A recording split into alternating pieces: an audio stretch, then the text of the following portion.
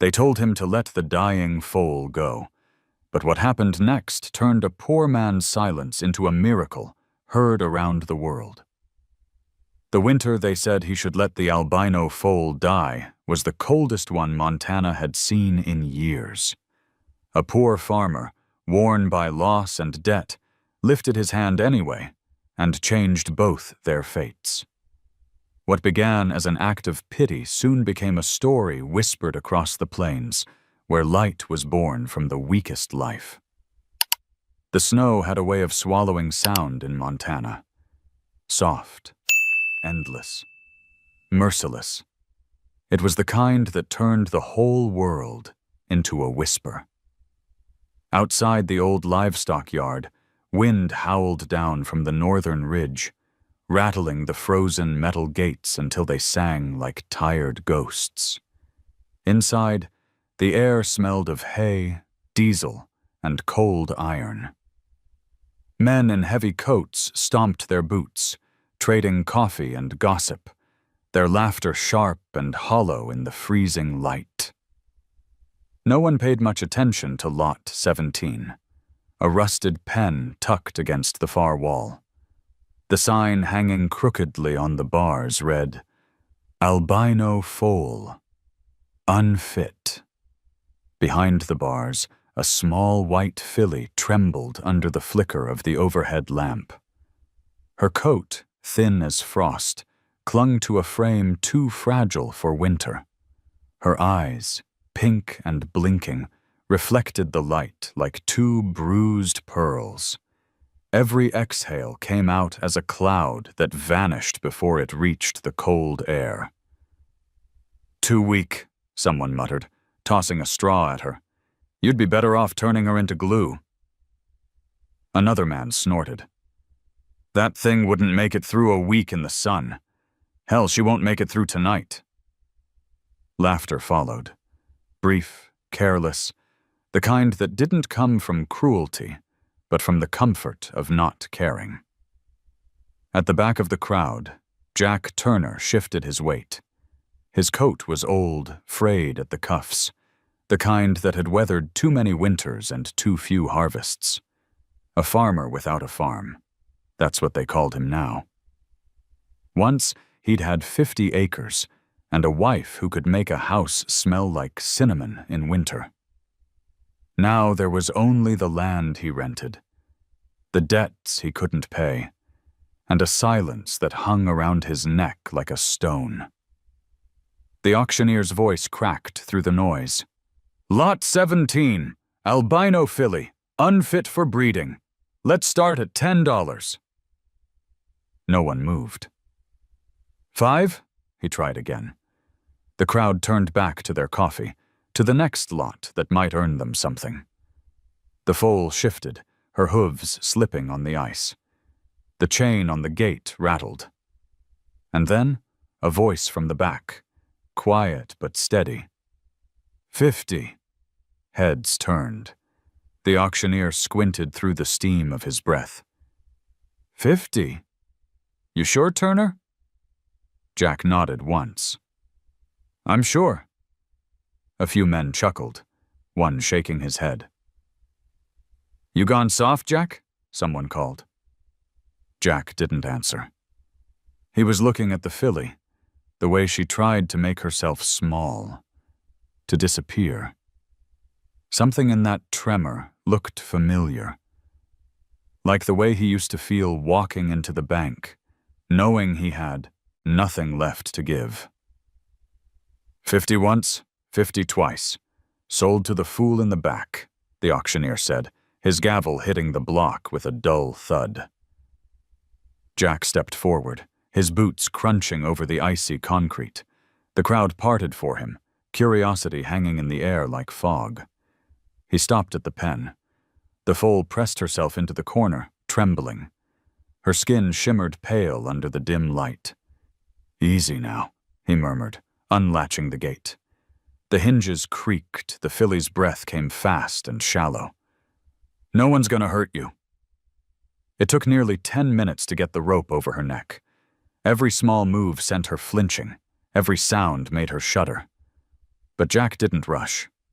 He'd learned patience the hard way, through long winters and longer silences. When she finally stepped toward him, one trembling hoof at a time, he whispered, "That's it. Good girl." They left the laughter behind. Outside, the wind hit them like a wall. Snow whirled through the yard, stinging Jack's face, clinging to the foal's thin coat. He pulled her close, wrapping his coat around her neck. She was light as a ghost, bones beneath skin. His old pickup truck idled near the gate, smoke rising from the exhaust like a tired sigh. Jack lifted the tailgate, spreading an old blanket inside, one his late wife had sewn years ago. He led the filly up the ramp, whispering nonsense just to keep her calm. When she finally settled, he secured the latch and climbed into the driver's seat. The heater barely worked. He rubbed his hands together, staring at his reflection in the windshield. The lines on his face looked deeper in the half-light. "Well," he muttered, "looks like it's just you and me now." As he pulled onto the road, snowflakes streaked across the headlights like shooting stars. The radio hummed static until a country station broke through, soft and crackling. A love song from 20 years ago. Jack reached to turn it off, then didn't. In the mirror, the foal was barely visible, just a blur of white against the dark. Her ears twitched at the sound of the engine. Jack lowered the window an inch, letting the wind carry his voice back. "Hang in there, little one," he said. "We'll find you a place to stand."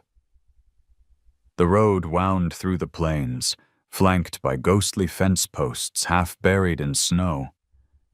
The night stretched ahead, quiet and merciless. But inside that old truck, beneath the hum of the tires and the whisper of the wind, something fragile had begun to stir. Not warmth, not yet, but the smallest flicker of belonging. And as the lights of the auction yard disappeared behind them, Jack Turner smiled for the first time in months, though no one was there to see it. The highway out of Billings was a ribbon of black, cutting through miles of white. Snow fell steady, thick as sifted flour, blanketing the land in a silence that pressed against the windows. Jack's truck groaned on every curve, the old engine coughing like an asthmatic beast. Inside, the heater hissed weakly, doing little to fight the cold that crept through the floorboards. His hands were cracked, knuckles raw from years of frost and fence wire. The filly lay in the back beneath the tarp, her small chest rising and falling so faintly that Jack checked the mirror every few minutes just to make sure she was still alive. Every time her ears twitched, relief softened his features. He hadn't realized how long it had been since he'd cared whether something lived or died. He drove past dark fields where cattle huddled against the fences, their breath thick in the moonlight. The radio stuttered between static and bits of a weather report warning of another cold front coming down from Canada. Jack turned it off. The only sound he wanted was the rhythmic hum of the tires and the occasional shuffle of the foal shifting her weight. The road narrowed into gravel. A faded wooden sign read, "Turner Acres," though most of the letters had long since peeled away. He smiled wryly at the irony. There was hardly an acre left that truly belonged to him. The bank had claimed the good pastures 2 winters ago, and the rest was leased land barely worth the effort. But he still called it home, the same way a broken watch still called itself time. He parked beside the sagging barn, the headlights catching on the warped planks. The roof was patched with tin, snow piling in uneven drifts along the eaves. Jack cut the engine and sat for a long moment, the ticking of the cooling metal filling the cab. The quiet was so deep, it felt alive. He could hear the faint rustle of the filly shifting under the tarp. All right, he murmured. Let's get you inside. The cold slapped him as he opened the door. The air smelled of pine and old hay. His boots sank into the snow with soft crunches. He lowered the tailgate, the hinges squealing like a complaint from an old friend. The filly blinked against the light, her breath steaming. She didn't try to move until Jack spoke again. Come on, girl, one step at a time. He coaxed her down, his voice slow, even, like he was talking to something broken that still wanted to live. Her legs trembled, thin as saplings, but she followed him. Inside the barn, he spread what was left of his hay on the dirt floor. The smell of dried grass filled the cold air, mixing with the faint sweetness of molasses feed. The place was dim, the single bulb flickering overhead. Dust motes drifted through the light like tiny ghosts. Jack worked in silence. Old habit, the kind built from years of solitude. He nailed a few boards over the draft in the wall, rolled out a wool blanket in the corner, and filled a bucket with water he'd warmed on the stove. When he turned, the filly was watching him, her pink eyes soft, uncertain. You're safe here, he said quietly. For now, that's all I can promise. He poured a handful of oats into a tin pan. The foal took one hesitant step forward, then another. Her muzzle brushed his palm, feather light, before she began to eat. Jack's throat tightened. He didn't remember the last time something had trusted him enough to get close. Outside, the wind moaned against the barn walls.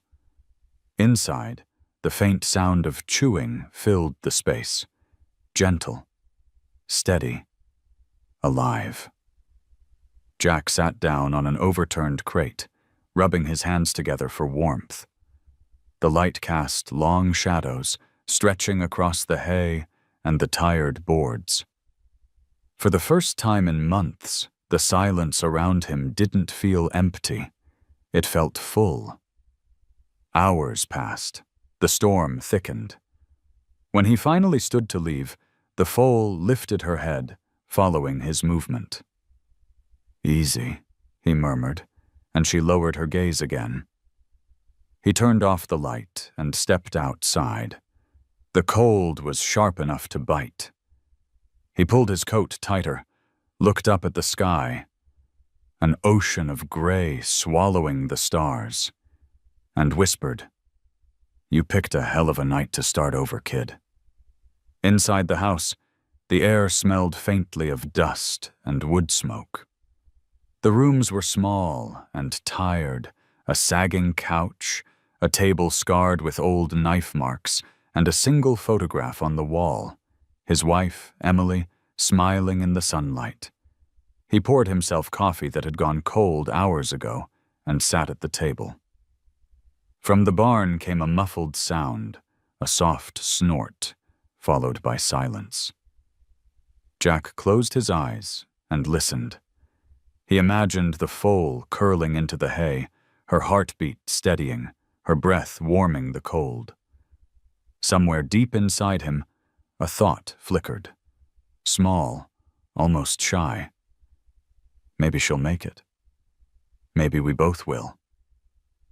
He rubbed the back of his neck, feeling the weight of years there. Outside, the wind howled again, but this time it sounded less like a warning and more like a lullaby. Before going to bed, Jack stepped onto the porch one last time. Snow swept across the valley, glittering under the half-moon. The barn light glowed faintly in the distance, a single lantern in a sea of dark. He stood there until his fingers went numb. "Welcome home, Luna," he said softly, testing the name that had come unbidden to his mind. It hung in the air for a moment, then disappeared into the falling snow. That night, Jack dreamed for the first time in years, not of debt or loss or empty harvests, but of light spilling over a white field and a small horse running through it, free. The wind prowled around the barn like a restless animal, rattling the tin roof, seeping through the gaps between the planks. Jack Turner worked by lantern light, his breath clouding in front of him. He spread a thicker layer of straw, tucked the wool blanket closer around the foal's narrow frame, and checked the latch twice before stepping back. The glow of the flame cast both of their shadows on the far wall, one tall and tired, the other small and shivering. Luna's ribs moved with each shallow breath. Her skin twitched at every sound, the creak of timber, the distant moan of the wind. Jack crouched down, elbows on, his knees. "You're safe," he said again, softer than a prayer. He wasn't sure who needed to hear it more, her or himself. He filled a dented kettle from the water bucket and poured it into an old tin bowl. Steam curled into the cold air. When he slid it near her, she sniffed once, twice, before dipping her muzzle to drink. The sight made something ease in his chest. It had been years since anything had trusted him enough to accept what he offered. The lantern hissed. Jack leaned against a beam, stretching his back. His fingers ached from the day's labor. Outside, the storm thickened until even the barn doors seemed to breathe under its weight. Somewhere beyond the valley, a coyote called, a long, thin note of hunger. Luna's ears flicked toward the sound, her body stiffening. Jack rose and moved slowly to her side. He placed a steady hand near her neck, not touching, just close enough for her to feel his warmth. "Easy, girl," he murmured. The coyote's cry faded. The foal lowered her head again. When he finally left the barn, the clock on the wall of his small house read nearly midnight. He shed his coat by the door, the fabric crusted with frost. The house smelled faintly of pine ash and loneliness. He sat at the table, flipping open an old notebook once used for feed inventory. Now it held only scattered lines, half-thoughts, numbers that no longer mattered. He took a pencil and wrote, "Luna drank water tonight. Maybe that's enough for now." He stared at the words until they blurred. Then he shut the notebook, blew out the lamp, and let the dark settle. He woke just before dawn. The silence outside was uncanny, the kind that follows a night of heavy snow. He dressed quickly, pulling on frozen boots, and stepped into the still world.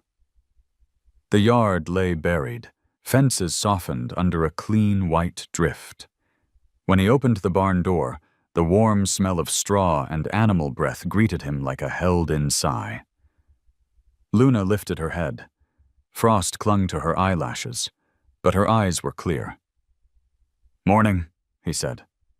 She blinked, the closest thing she had to answering. Jack moved quietly, refilling the water, laying out more feed. He checked the nails in the boards, replaced one that had bent loose. Every small task felt like stitching something invisible back together.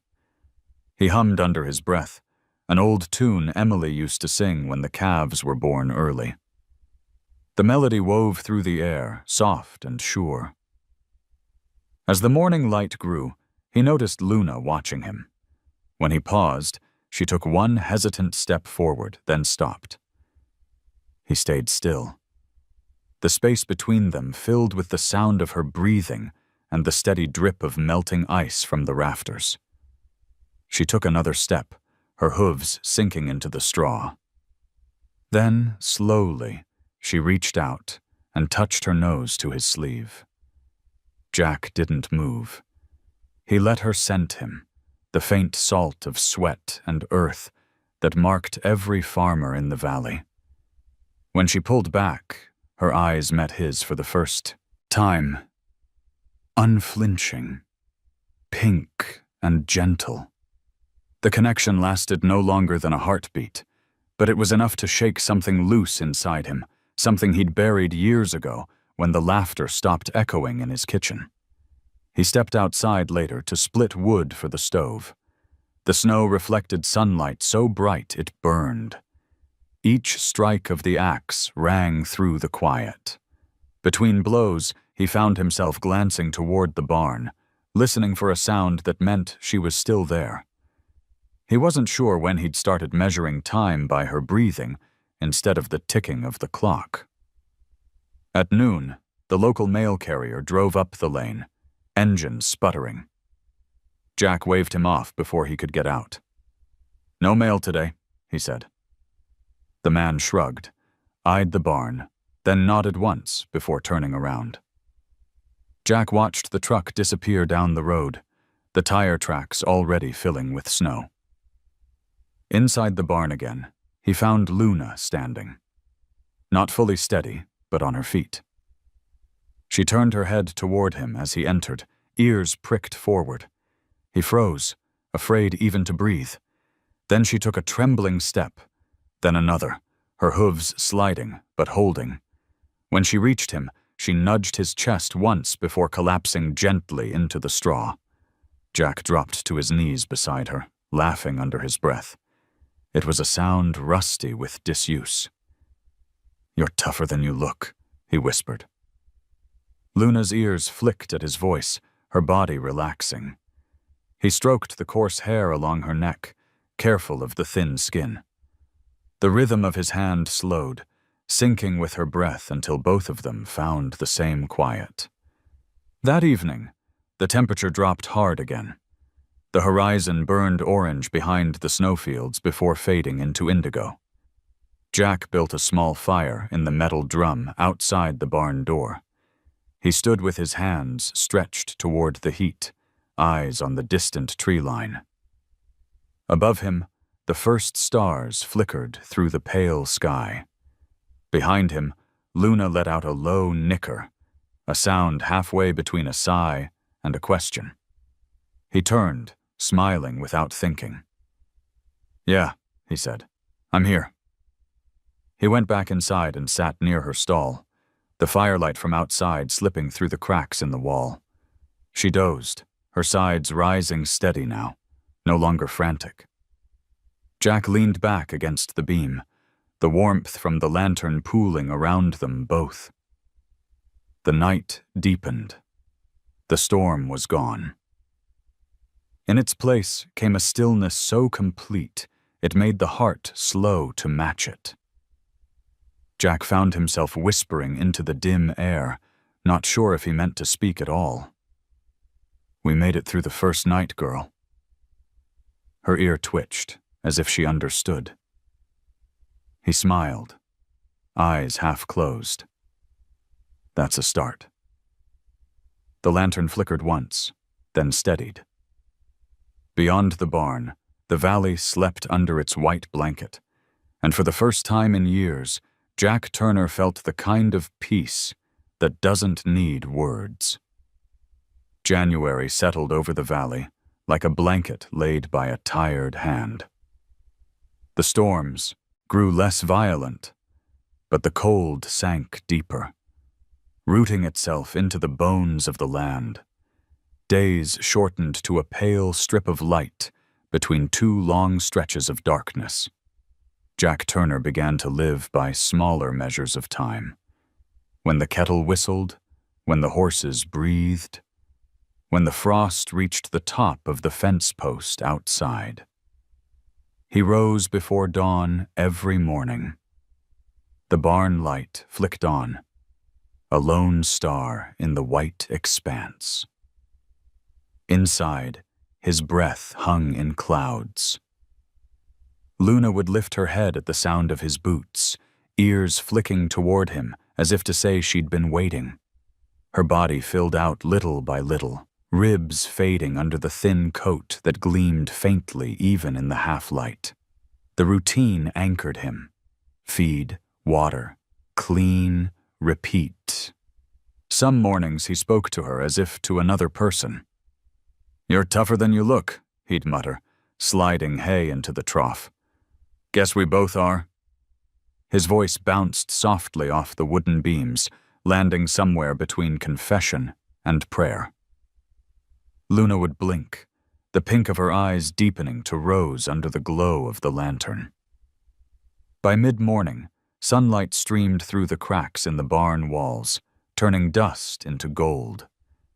Jack used to hate the way the light exposed everything, the broken boards, the cobwebs, the years of neglect. But now he welcomed it. It made the place feel alive. He'd stand at the open door, mug of coffee steaming in his hand, watching Luna step cautiously in her small enclosure. Each time she lifted her legs higher, steadier. He felt the same quiet satisfaction as watching winter wheat break through frost. In the afternoons, he mended fences or shoveled paths through the drifts. The rhythm of work kept him steady.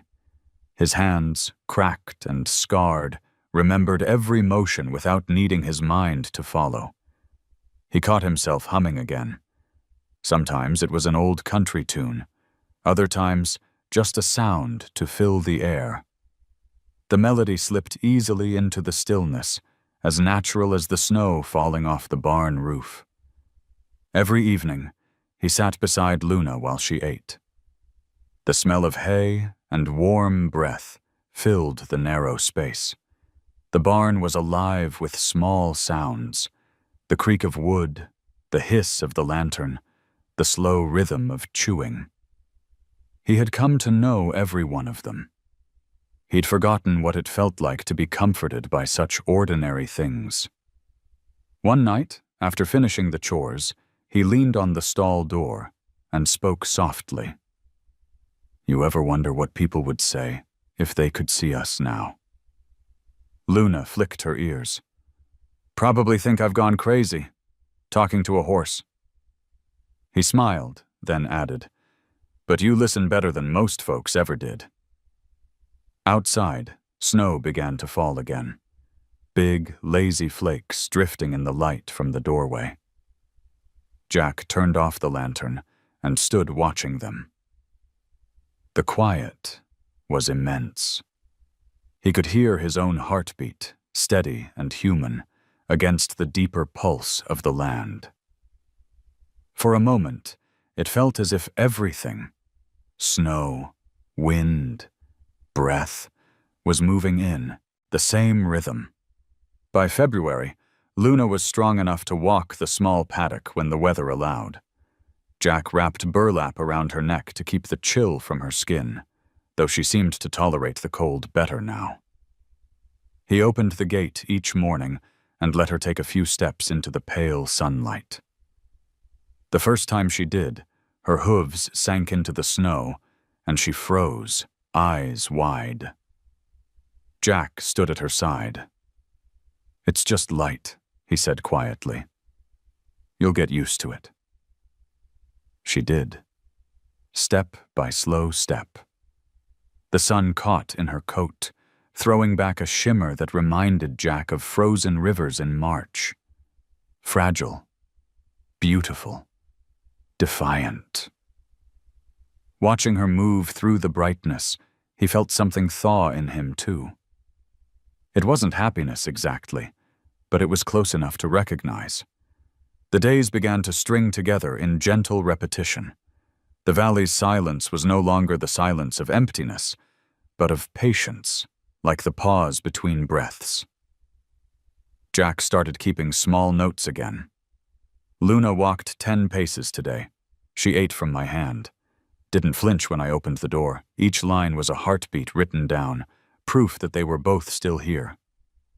At night he sometimes caught his reflection in the window, older, rougher, but alive in a way he hadn't been for years.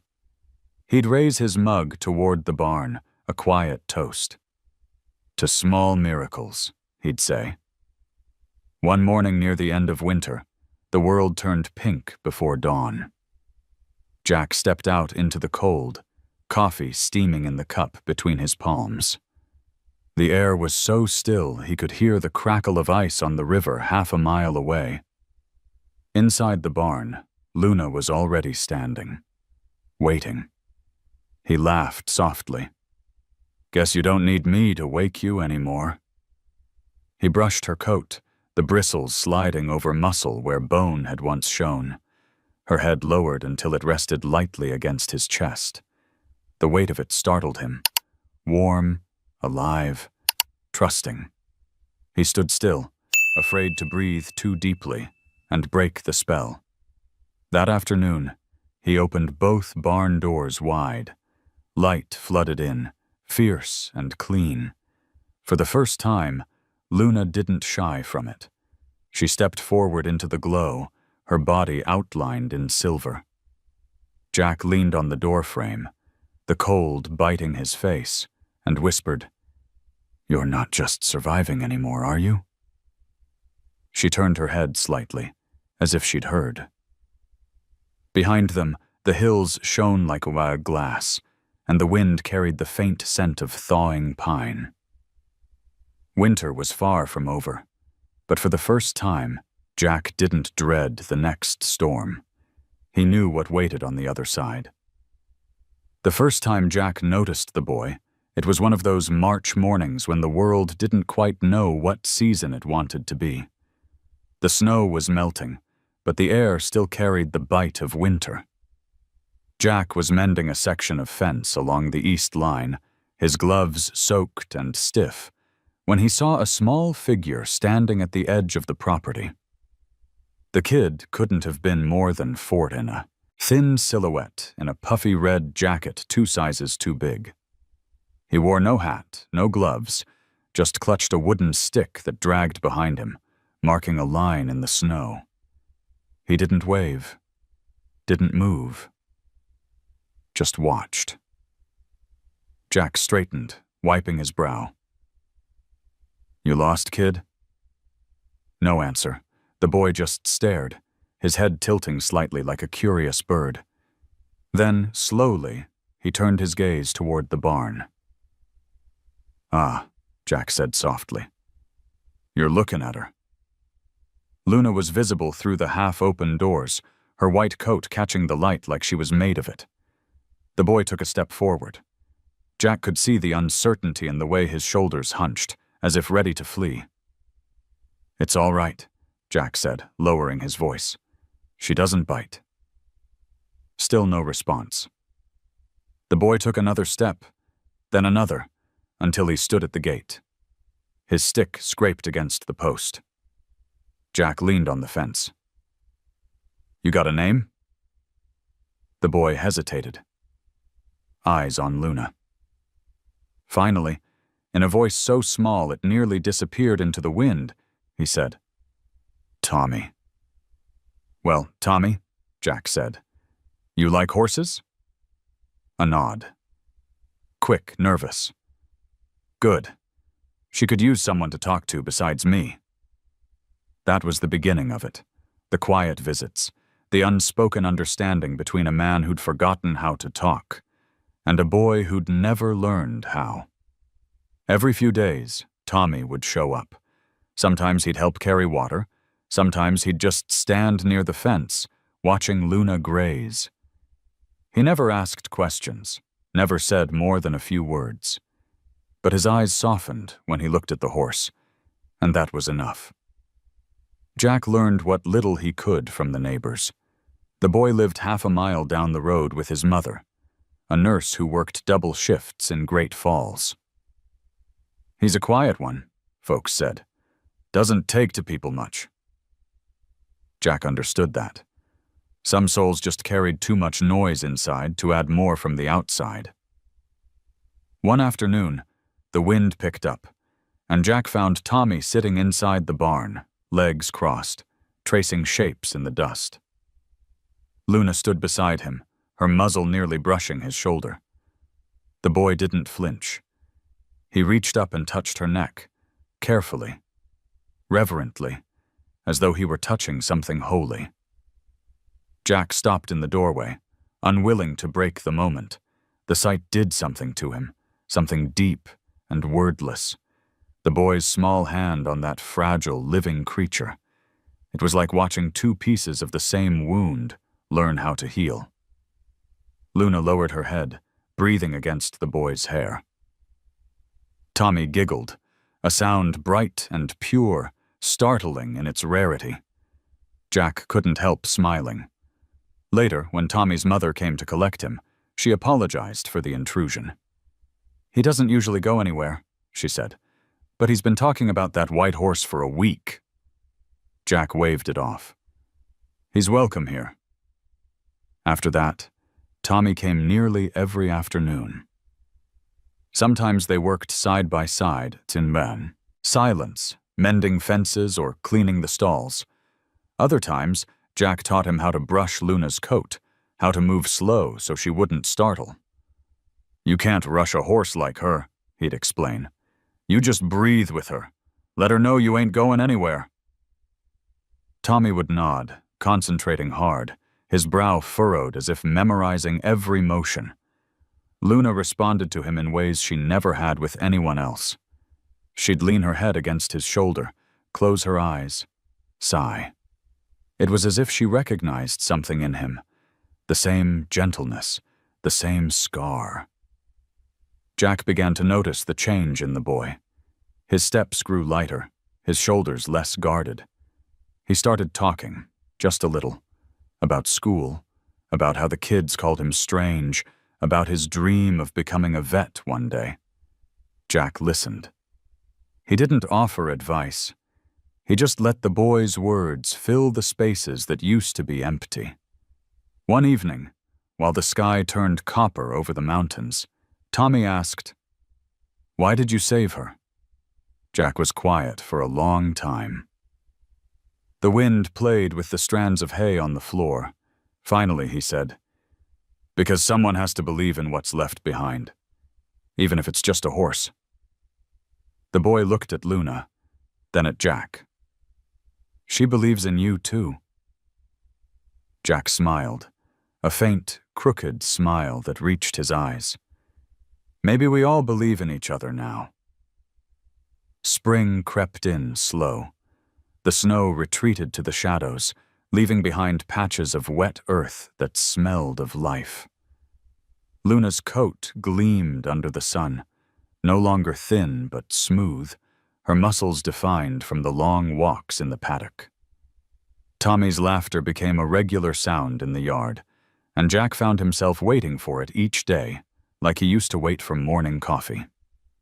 One afternoon, while they worked side by side cleaning tack, Tommy said quietly, "Mom says I should spend time with people, but I like being here better." Jack looked up from the saddle strap he was oiling. "This counts, doesn't it?" Tommy grinned. "Yeah, it does." When the boy left that evening, Jack stood on the porch and watched his small figure disappear down the dirt road. The setting sun turned the snowmelt into rivers of gold. He felt something stir in his chest, a kind of gratitude that hurt to hold. Inside the barn, Luna shifted in her stall, letting out a soft whinny. Jack walked over, ran his hand along her neck. "You did good today," he said. "You're teaching more than I ever could." She blinked, ears flicking, as if she understood. That night, Jack wrote another line in his notebook. The boy smiled today. Luna stood still while he brushed her. Maybe this is what healing looks like. The words looked strange under his rough handwriting, like something too delicate to belong on paper. He closed the book and set it beside the lantern. Outside, the stars came out one by one, sharp and cold against the dark. Jack stepped to the door, breathing in the scent of hay and earth. He could hear faint laughter from down the road, Tommy's voice carried by the wind. "Good night, kid," he murmured, and turned off the light. For the first time in a long while, he didn't feel like the last man left in the valley. There was life here again, small, fragile, miraculous. And it was enough. By early April, the snow had surrendered to mud and patches of new grass. The valley smelled of thawing earth, a scent that clung to Jack's boots, and the sleeves of his flannel shirt. He and Tommy were out mending the south fence when the first truck from town slowed on the highway. The driver, a man Jack knew from the feed store, leaned his arm out the window and called, "Heard you're still feeding that ghost horse, Turner. She paying rent yet?" Laughter trailed behind the exhaust as the truck rumbled away. Jack didn't answer. He just hammered another nail into the post. Tommy watched him, face tightening. "Why do they say that?" the boy asked. "People talk," Jack said. "They always have." But the talk grew louder in the weeks that followed. Down at the hardware store, men made jokes about Turner's miracle horse, betting on how long before she'd die. A clerk at the co-op refused to extend his credit line. Even Marianne, the vet who'd helped him once before, pulled him aside when she came to deliver antibiotics for a neighbor's cattle. "Jack," she said gently, "that filly was born with albinism. You can't keep her out here. Her skin burns. Her heart's weak. I'm just trying to save you the heartbreak." Jack folded his arms, his jaw working. "Maybe heartbreak's what I've got left to spend." That night he lay awake, listening to the wind scrape along the siding. Every creak of the house sounded like the judgment of the town pressing in. He thought of the barn, the fragile life breathing just a few yards away, and of how easy it would be to quit, to sell what little he owned, walk away, let silence finish what time had started. But when dawn came, he pulled on his boots and went back out, because she'd be waiting, and he couldn't stand the thought of her waiting for no one.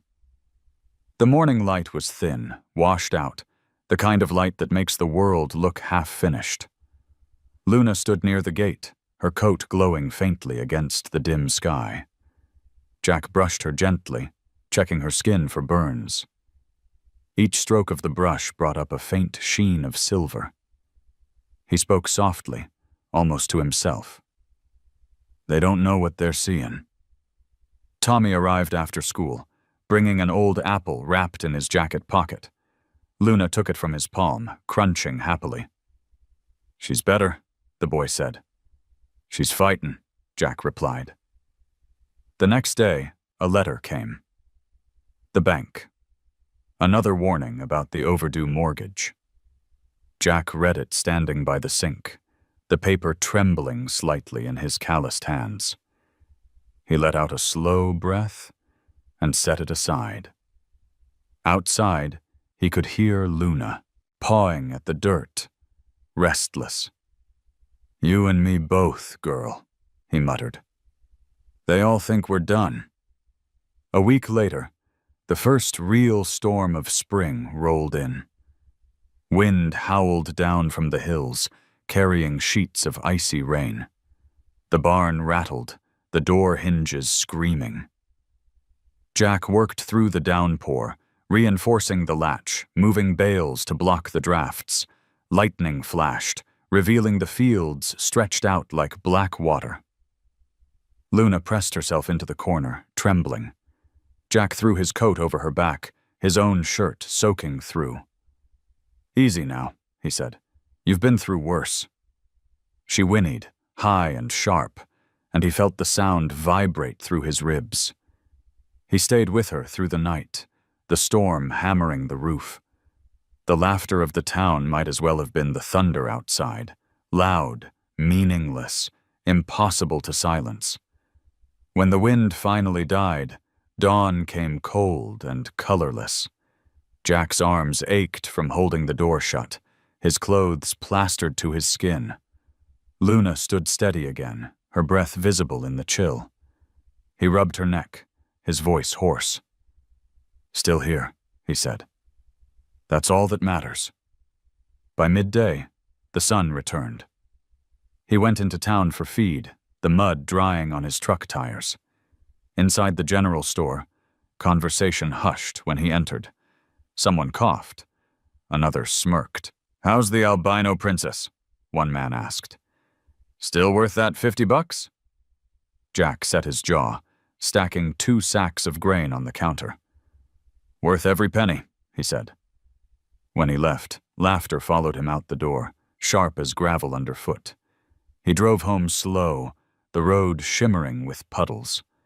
From the crest of the hill, he saw the barn, small against the vast land, sunlight spilling across the roof. Something about the sight steadied him.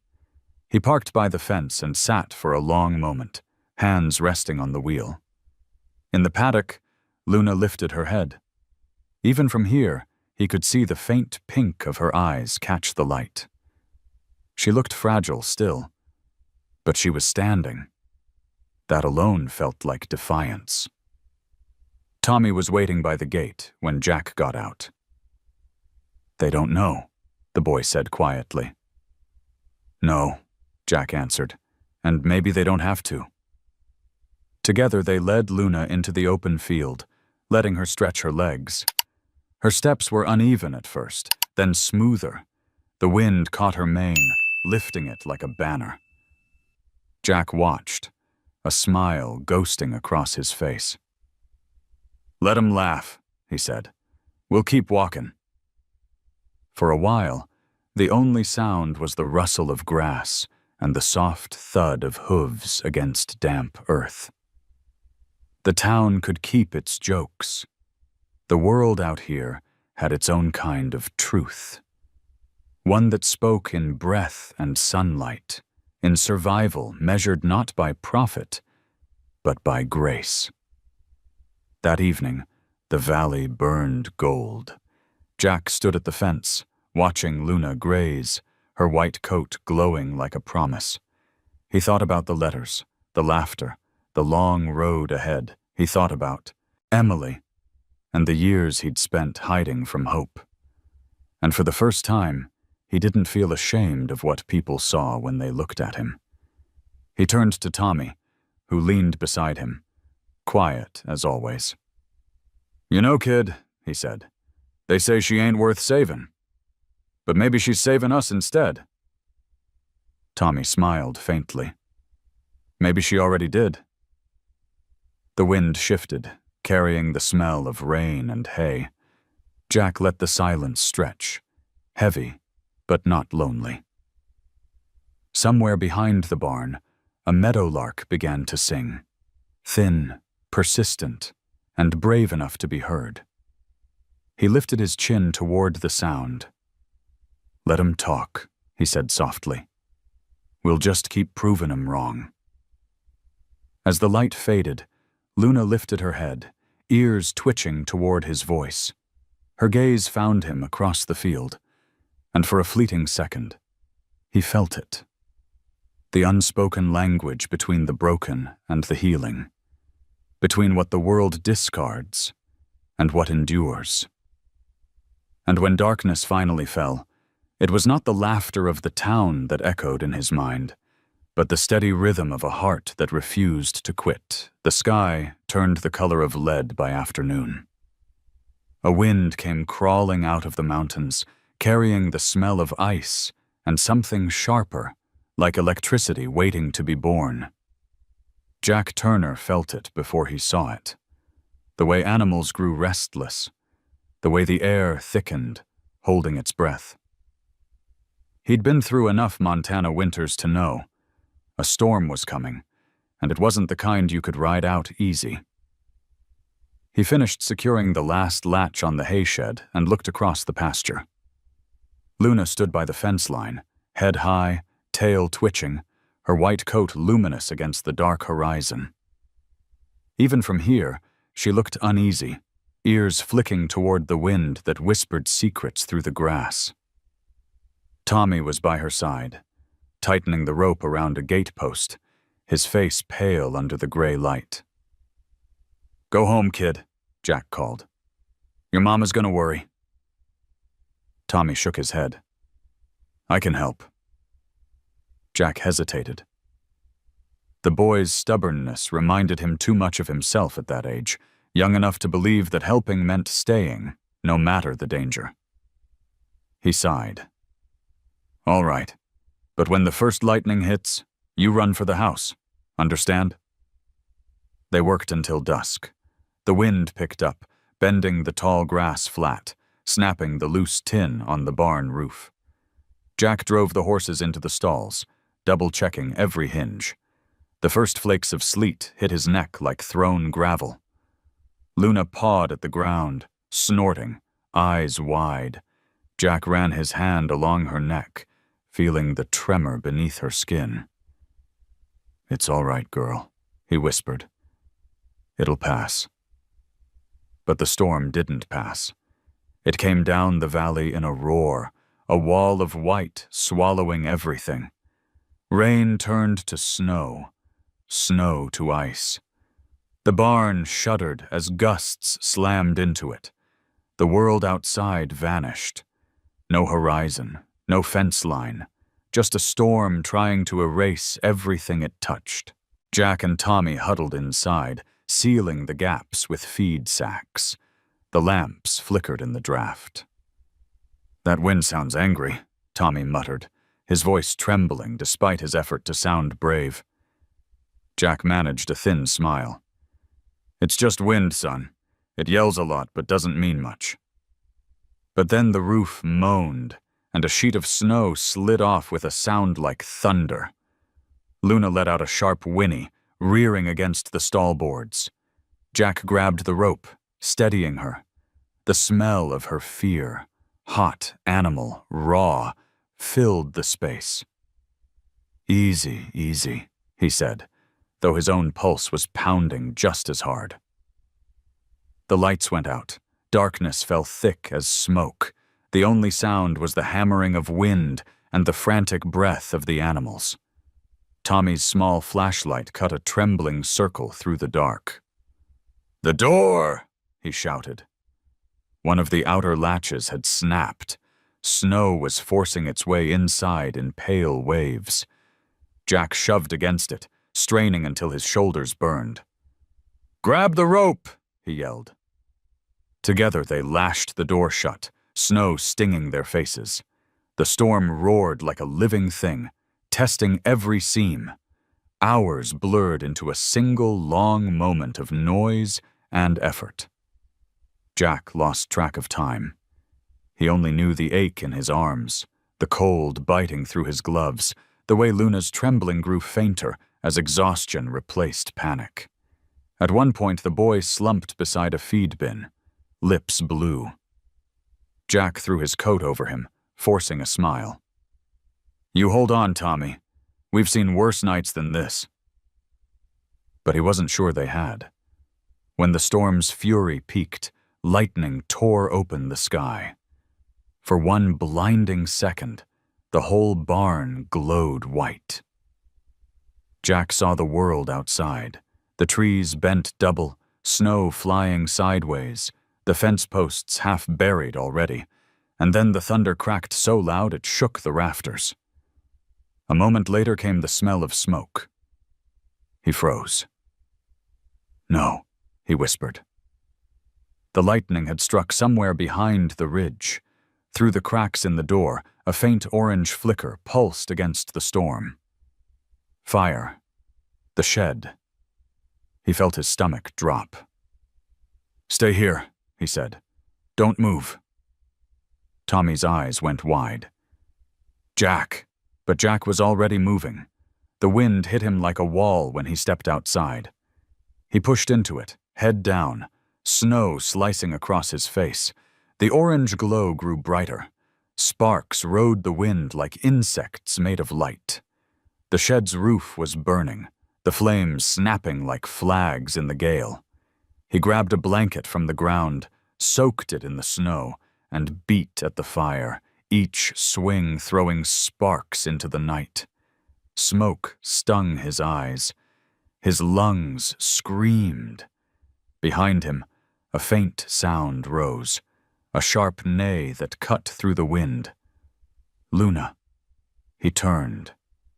Through the blur of snow, he saw her, half out of the stall, fighting against the rope.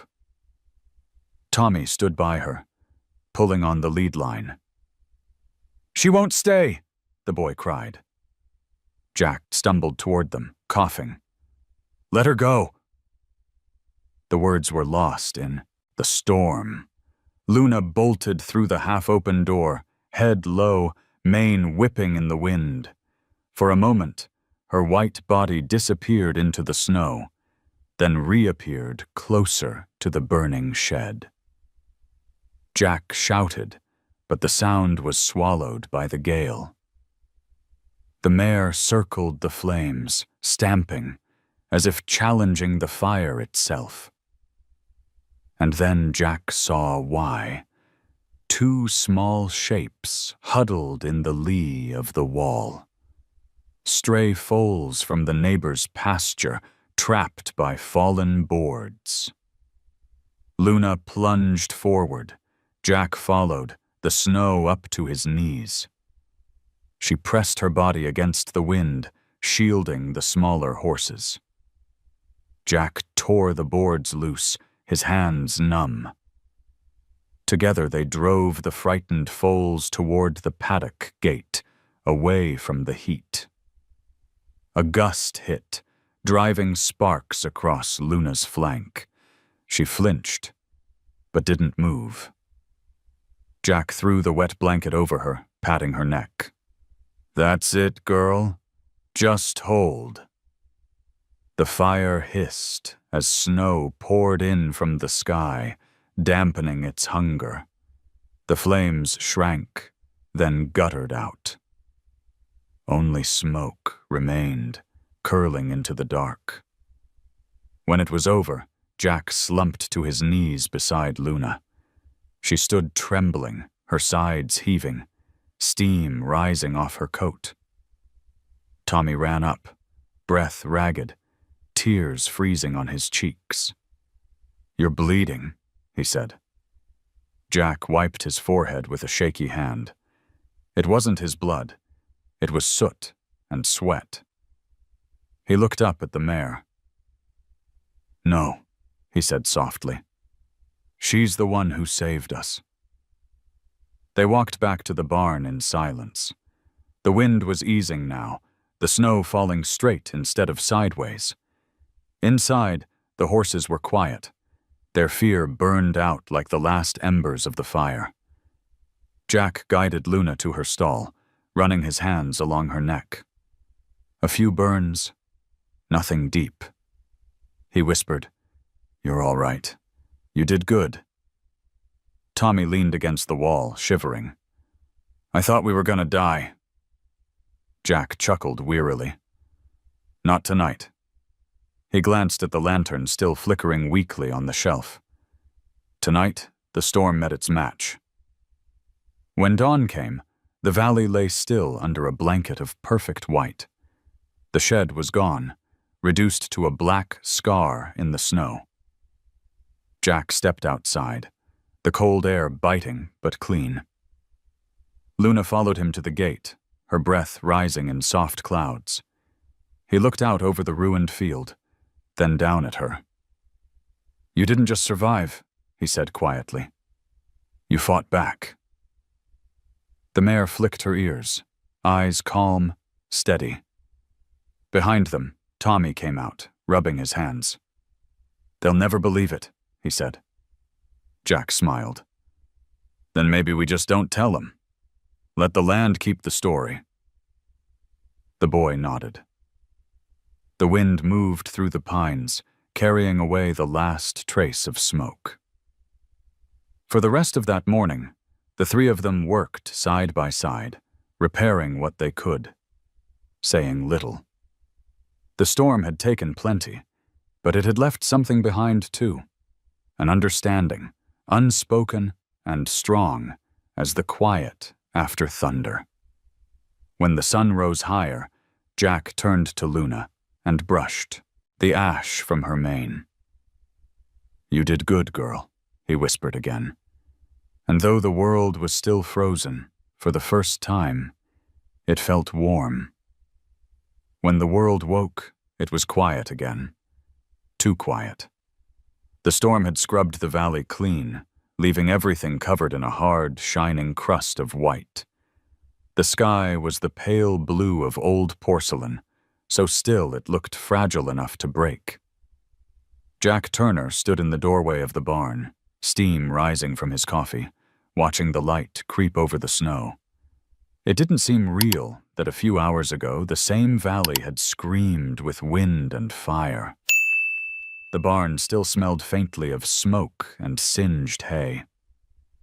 Luna shifted in her stall, tail flicking softly. Her coat was darkened with ash around the shoulders, but her eyes were steady, calm in a way that made Jack feel small. He reached out to stroke her neck, his voice hoarse. "You're all right," he said. "You did good." Tommy came in a few minutes later, wrapped in one of Jack's old flannel shirts, the sleeves rolled to his elbows. He held 2 mugs of cocoa, one spilling over the rim. His hair was flattened from sleep, his face pale but bright. "You didn't come in last night," he said.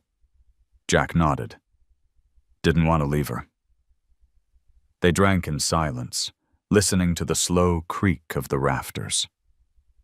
Outside, the sunlight hit the drifts, throwing shards of brightness through the cracks in the boards. Everything shimmered: the fence posts, the roof of the ruined shed, even the smoke that still curled faintly from the ashes. By mid-morning, the road crews started clearing the highway. The sound of engines carried faintly across the fields. Jack stepped outside, his boots crunching through the snow. The shed was a black scar against the glittering landscape, a hole where something once stood. He ran his glove along the charred edge of a beam, the wood crumbling under his touch. It could have been worse, he thought. So much worse. Behind him, Luna snorted. She'd followed him into the yard, her breath misting in the cold air. The 2 rescued foals were huddled near the fence, their small bodies pressed together for warmth. Jack smiled faintly. "Guess we've got a few more mouths to feed," he said. Tommy laughed. It was a small sound, but sharp as sunlight. "Mom said we could help build another shed. She's bringing nails." Jack looked down at him, surprised. "She's coming out here?" "She said after what happened, you might need a hand." The boy paused, glancing toward Luna. "Everybody's talking about you in town. About her." Jack frowned. "That so?" "Yeah. Somebody from the fire department took a picture. They said it looked like she was guarding you, standing between you and the fire. It's all over Facebook." Tommy grinned, pulling out his phone. "They're calling her the Ghost Horse of Montana." Jack chuckled under his breath. "Ghost Horse, huh? She'd like that." By afternoon, trucks began to appear along the road. Neighbors who'd barely spoken to Jack in years now came by with bales of hay and tools. One woman brought a casserole, another handed over blankets. "Saw the photo," she said, shaking her head. "Didn't believe it till I did. That horse saved you, Turner." Jack didn't argue. He just smiled, accepted what they brought, and kept working. Together they cleared the debris, laid new boards, nailed up tarps for the foals' shelter.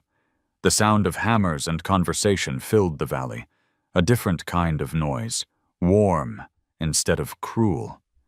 When evening fell, the light turned copper, bleeding across the snow. The small group of helpers drifted away, leaving the farm quiet again. Jack leaned against the fence, watching Luna graze in the fading light.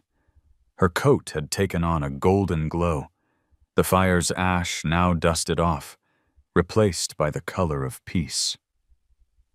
Tommy stood beside him, kicking gently at the snow. "Do you think she knows everyone's talking about her?" Jack smiled. "I think she knows what matters. She's breathing. That's all she ever wanted." The boy nodded thoughtfully. "She's brave." Jack looked at the mare. "She's more than brave. She reminds us to be." They stood there until the sun disappeared. The cold crept back, but it felt gentler somehow, less cruel. Jack took a long breath, the air sharp and clean in his lungs.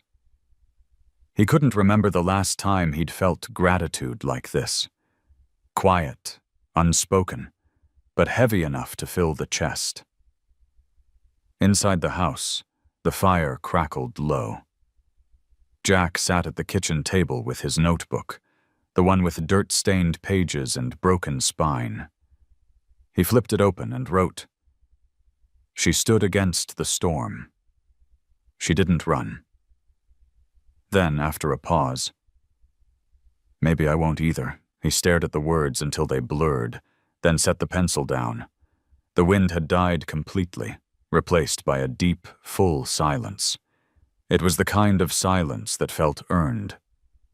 Later, as he stepped onto the porch, he saw lights twinkling from the neighboring houses, warm windows cutting through the cold. Somewhere in the distance, he heard the faint hum of a truck engine, the world already returning to its routines.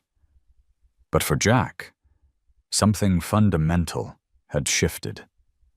He'd spent years thinking he was a man built for surviving, not living. Now he wasn't so sure.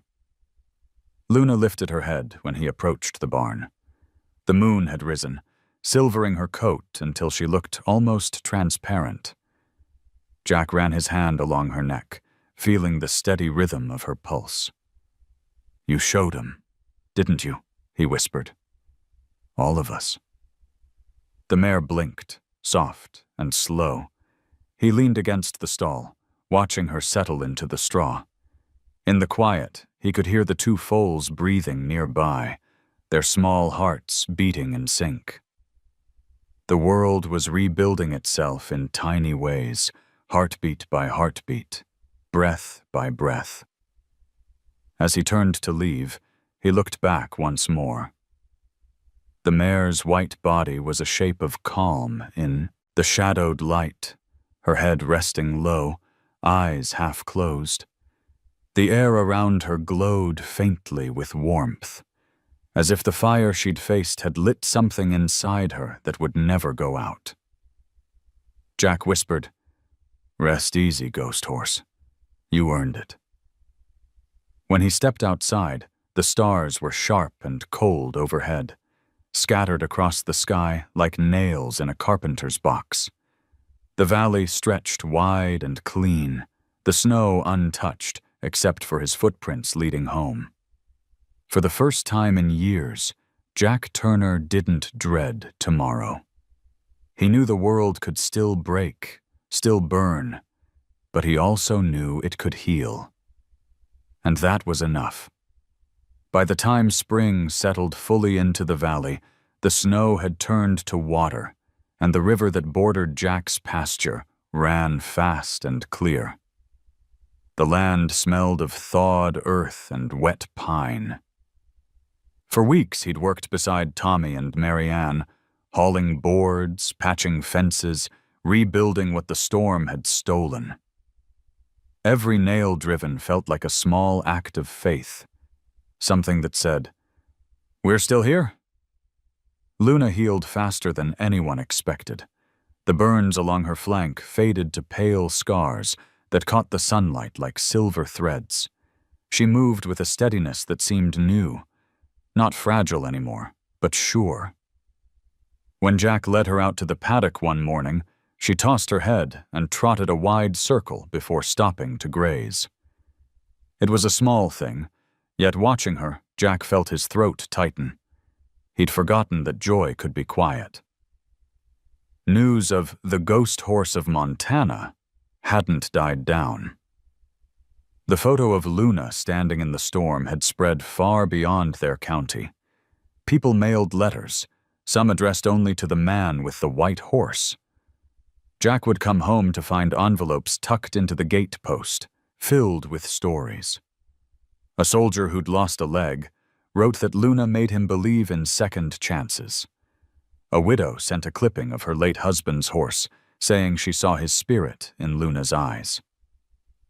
Jack read each letter at the kitchen table, sometimes aloud to Tommy, sometimes just in silence.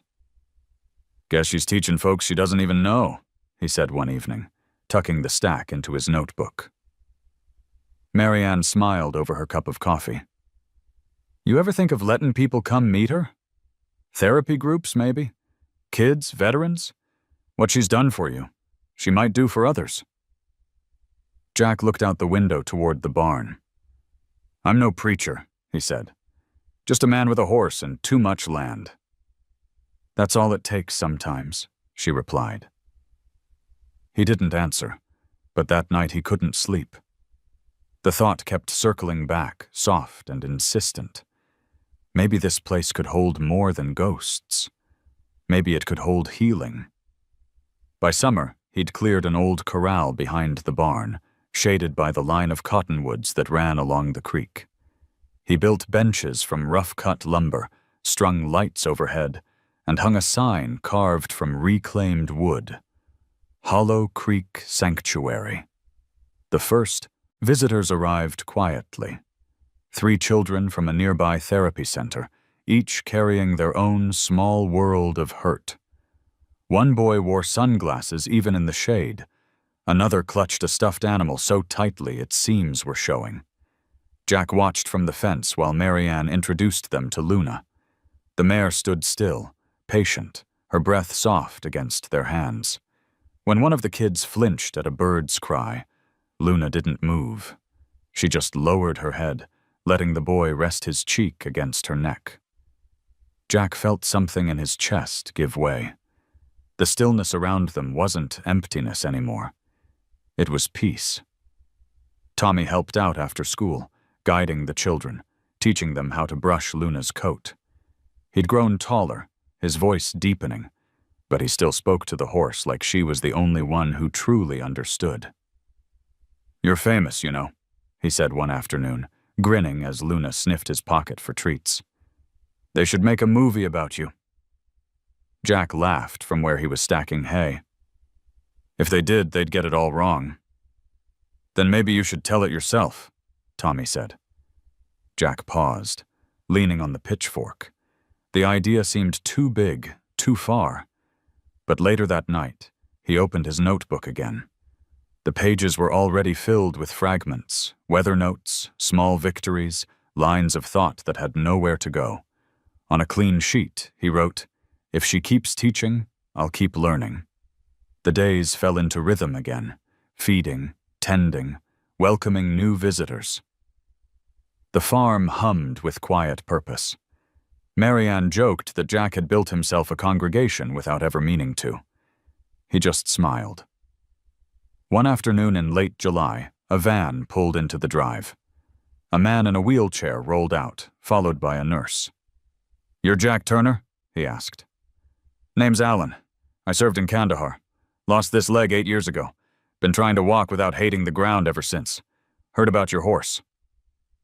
Jack led him to the paddock. Luna stood by the fence, her coat glistening under the summer sun. Alan reached out, his hand trembling slightly. The mare stepped forward, pressing her muzzle against his palm. The man's eyes filled, though he said nothing. Jack looked away, giving him the privacy of that moment.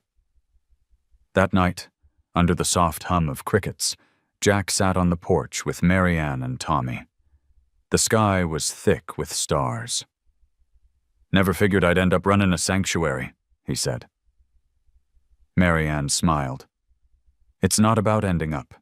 It's about beginning again." Tommy leaned back in his chair. "You think she knows what she started?" Jack looked toward the barn, where a single light glowed. "If she does, she ain't saying. But maybe she doesn't need to." When autumn came, the valley turned gold. Children's laughter replaced the silence that used to live there. The barn smelled of apples and hay. Jack carved another sign.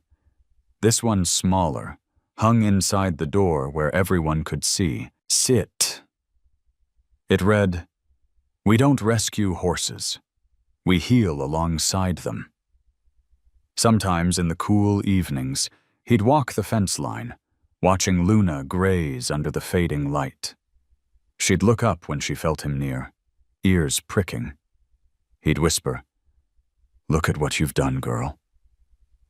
And though she couldn't answer, her eyes held something that made words unnecessary. The town that once mocked him now sent volunteers. High school kids helped paint the fences. The mayor even stopped by with a donation check. "You've put this place back on the map," she said. Jack only shrugged. The truth was simpler. He hadn't built anything new. He'd just stopped hiding from what had always been waiting. By the first frost, the sanctuary had a rhythm of its own. Visitors, horses, laughter, silence. Jack kept writing in his notebook, documenting every small miracle. A child smiled today. A man found peace. The world felt kind for a minute. On the last page of the season's notes, he wrote one more line. "This light doesn't belong to me. I just get to hold it for a while." That evening, as the sun sank behind the hills, Jack stood at the fence with Luna beside him. Her breath turned to mist in the cooling air. Down by the creek, the first geese were gathering to fly south. He rested a hand on her shoulder. "Harvest time," he said. "We've come a long way, haven't we?" The mare leaned into his touch, her warmth steady against the chill. The wind rustled through the cottonwoods, scattering the last of the yellow leaves like quiet applause. In that soft twilight, Jack Turner finally understood what he'd been searching for all those years. Not redemption, not forgiveness, but the simple grace of belonging to something good. And as the lights of Hollow Creek Sanctuary flickered on, one by one, the valley glowed, not with fame or noise, but with the steady, enduring brightness of lives mended in the same light. Winter came quietly that year, the kind that didn't roar, but sighed its way into the valley. Frost gathered along the fence rails, and the mornings were all silver breath and slow-moving sun. Hollow Creek lay hushed under its thin sheet of snow, peaceful in the way only a place full of living things could be. Jack Turner moved slower these days, but his steps were steady. His hair had gone mostly gray, and his hands, those same hands that had once been raw from rope and work, now trembled when he buttoned his coat. Still, every dawn found him at the barn. Luna was older too. Her eyes had clouded with the soft haze of age, and her pace had slowed, but she still greeted him with a nicker, low and warm, every morning. Her coat gleamed pale as the snow, and Jack liked to think the light came from inside her, not the other way around. She didn't need to prove anything anymore. She simply was. The sanctuary had grown beyond what Jack could have imagined. There were new stalls now, a larger paddock, a shaded area for therapy sessions. Children came in vans from as far as Billings, their laughter rising like birds over the pasture. Veterans found quiet there, the kind they couldn't find anywhere else. And through it all, Luna remained at the heart of it, the old, gentle constant. Tommy, now 17, handled most of the work. He'd grown tall, his once awkward movements turned sure. He spoke easily to the visitors, guiding them, teaching them how to move slow, to listen. Jack often watched him from the porch, pride and something softer curling in his chest. One evening, as the sun slid down behind the hills, he said, "You know, kid, you've done more good here than I ever did." Tommy smiled, shaking his head. "You started it." Jack chuckled. "I just followed a horse." The first real snow came in late December. It arrived in silence, blanketing the fields, muting the world. Jack woke to find everything washed clean, even the scars left by old storms. He stepped outside, the cold biting his cheeks, and watched Luna standing in the field. The morning light caught her breath as it left her body, a small cloud of warmth against the frozen air. "Hey, girl," he called softly. She turned her head, ears twitching toward his voice. He waded through the snow until he reached her. The air smelled of pine and faraway smoke. When he laid a hand on her neck, she leaned into him the way she always had. He felt her heart beating beneath his palm, slow and steady. "We made it through another one," he whispered. "Didn't think we'd see so many winters, did you?" She blinked, her breath curling into the wind, and for a long moment they stood that way, two survivors bound by the quiet language of endurance. A few weeks later, the temperature dropped hard. The cold was sharper, deeper than any before. Jack could feel it in his bones, the same way he felt the changes in her. Luna tired easily now, lying down more often, rising slower each time. Marianne visited with her medical bag, checking her heart, her joints, her lungs. "She's old," she said gently, touching Jack's shoulder. "But she's not suffering. When it's time, you'll know." Jack nodded, though the words caught somewhere deep. "Yeah," he said, "I'll know." The days shortened.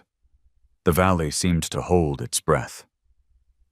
Each morning, he brought Luna warm mash and brushed her coat until it shone. Some days, he'd read aloud from the old notebook, the one he'd been filling for years. Lines about storms, laughter, silence, about light. "Remember this one?" he said one afternoon, flipping to a page from years ago. "She stood against the storm and didn't run." "That was you, wasn't it?" She exhaled, a long, quiet sigh that steamed in the cold air. That night, the sky cleared, and the stars came out sharp and countless. The moon hung low, painting the snow in blue light. Jack couldn't sleep. He dressed, pulled on his boots, and walked to the barn. Luna was standing, her head turned east toward the ridge. The air inside was warm, filled with the steady rhythm of horses breathing. "Couldn't sleep either, huh?" he said. She flicked an ear, but didn't move. He reached out, his fingers brushing her muzzle. "You can rest now if you need to." The mare lowered her head and pressed her forehead lightly against his chest. The gesture was so familiar, it hurt. Jack felt her breath, slow and warm against him. "Thank you," he whispered. When the dawn came, the light broke soft and golden. The world glittered. Jack stood in the doorway of the barn, hands stuffed into his coat pockets, his breath rising in slow clouds. Luna lay in the center of the field, her body folded in the snow, still and peaceful. The other horses stood near her, silent. He walked out, each step sinking deep into the frost. When he reached her, he knelt and placed a hand on her neck. The cold had already begun to settle, but her coat still held the faintest trace of warmth. "You found your light, girl," he said softly. "You were the light." The valley stayed quiet that day. Tommy came, eyes red, and helped Jack bury her beneath the big pine by the curve of the fence, the same spot where the snow first melted every spring. They laid a smooth cedar plank at the head, and Jack burned her name into it with his pocket knife. Luna. She was the light. The weeks that followed felt strange, too still. The barn was full of life, but missing a heartbeat. Visitors came, unaware of what had changed, and still found peace there. Children brushed the other horses. Veterans sat by the fence in silence. The sanctuary lived on. Yet every evening, Jack found himself walking to that pine, tracing the carved letters with his fingers, as if touching them could keep the story from ending. But stories, he realized, don't end when someone stops breathing. They end when people stop remembering. In early spring, the first thaw came early. Snow slid from the roof in soft avalanches. Grass poked through near the pine. Jack sat on the porch, notebook open, watching the light move across the fields. He wrote slowly, his hands less sure than they used to be. They said the light would fade, he wrote, but it never does. It just finds new eyes to shine through. Tommy joined him, setting down 2 mugs of coffee. "Kids are asking about Luna," he said. "I told them she's still here, just different." Jack smiled faintly. "You told him right." The wind carried the smell of rain and soil, the promise of another season. Down in the pasture, one of the younger mares lifted her head, pale-coated, with Luna's same quiet eyes. She trotted toward the fence, tail flicking. Jack closed his notebook, slipping it into his coat pocket. "Looks like the light's already found where it wants to go," he murmured.